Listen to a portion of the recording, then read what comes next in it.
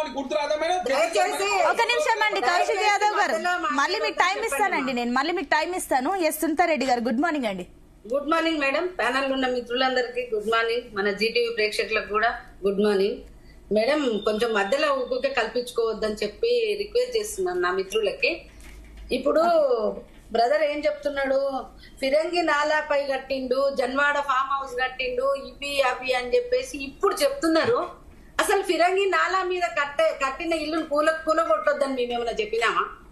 మీరు హైడ్రాలు వచ్చి పేదోళ్ళ ఇండ్లు కూలగొట్టి పేదోళ్ళని చంపుతున్నారని చెప్పి మేము వ్యతిరేకించినాం. మీరు నాగార్జున గెస్ట్ హౌస్ కూలగొడుతుంటేనో ఆయన ఆస్తులు కూలగొడుతుంటేనో అందరిని హర్షించినాం. మీరు పెద్దోళ్ళు ఎవరైతే ఆక్రమించుకున్నారో వాళ్ళే కూలగొడుతుంటే ప్రజలంతా వెల్కమ్ చేసిండ్రు.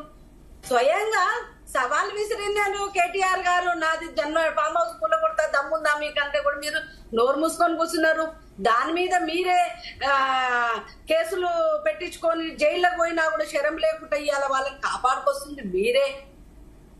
ఏదో బీజేపీ పార్టీ ఆయనని అడ్డుకున్నది, ఆపింది, పోనిస్తలేదు.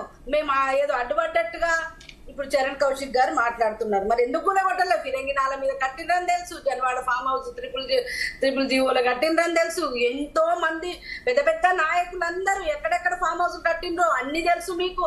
మీకు కుంటలు చెరువులు ఏ విధంగా కబ్జాలు పెట్టిండ్రో తెలుసు. అన్ని తెలిసి వాళ్ళ ప్రాప్తం కోసము వాళ్ళ బెదిరింపులకు భయపడా, మరి ఇంకా సెటిల్మెంట్లకు పోయిండ్రా, దేనికి పోయిండ్రో మొత్తం హైడ్రాన్ తెచ్చి హైదరాబాద్ లో ఉన్న పేదోళ్ళని ఆదర చేసి భయపెట్టించి వాళ్ళని ఇబ్బంది పెట్టిండ్రు, వాళ్ళని ఆత్మహత్యలకు పురిగొల్పిరు తప్ప ఇక్కడ మీరు చేసింది ఏమీ లేదు. ఇక హెచ్యూ విషయానికి వస్తే మేడం, హెచ్యూ ఇది ప్రభుత్వ భూమి అనే అంటున్నారు. ప్రభుత్వ భూమినే యూనివర్సిటీలకు ఇస్తారు మేడం.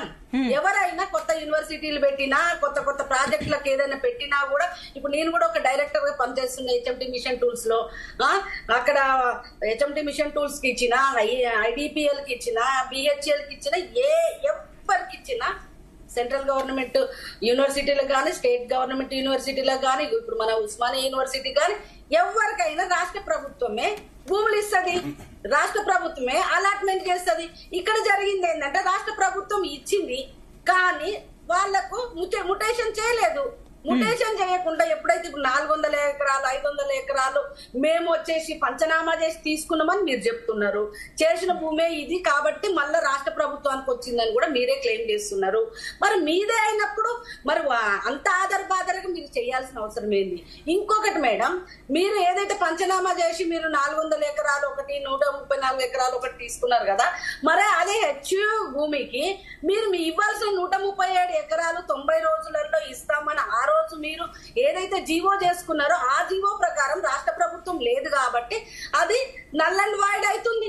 ఆ జీవో క్యాన్సిల్ అవుతుంది. మీ ప్రభుత్వం లెక్క ఏదైతే కమిట్మెంట్ ఉందో ఆ కమిట్మెంట్ మీద లేదు కాబట్టి హెచ్యూకే ఆటోమేటిక్ గా వెళ్ళిపోతుంది.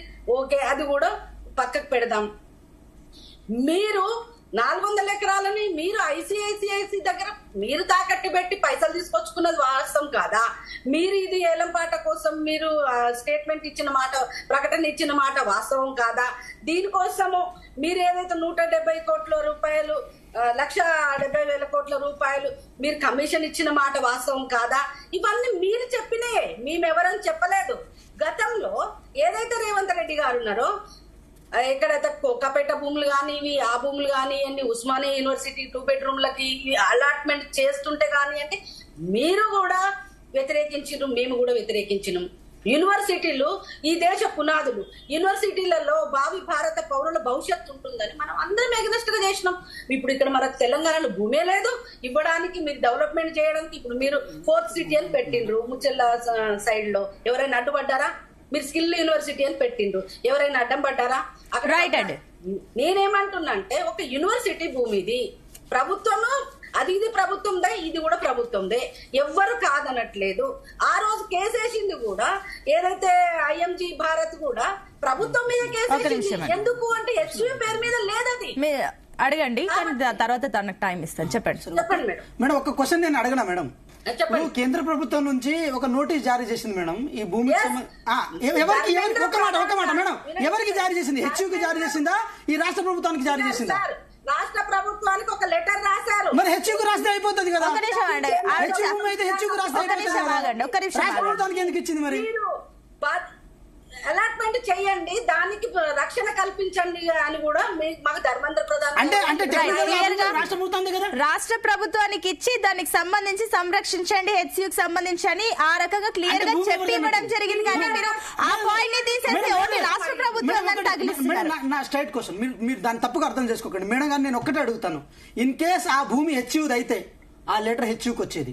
ఆ భూమి రాష్ట్ర ప్రభుత్వం అండర్ లో హెచ్సి ఉంది కాబట్టి దానికి ఇచ్చారు, మ్యూటేషన్ జరగలేదు.